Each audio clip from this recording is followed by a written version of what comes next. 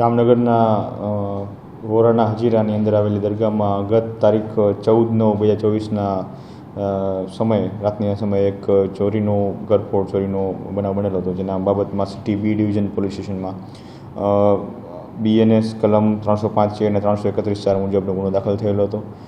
આ ગુનાને અનુલક્ષીને આરોપીની તપાસમાં આવે જેમાં મોરબી પોલીસની મદદથી અને આપણી જામનગર જિલ્લા પોલીસની મદદથી 2 આરોપીઓ અટક કરવામાં આવ્યા છે, જેમાં એકનું નામ છે સિકંદર ઉર્ફે સિકલો સિદ્દીકભાઈ પટિયાર અને બીજો એક આરોપી છે વિવેક બિરેન્દ્રસિંહ ચૌહાણ.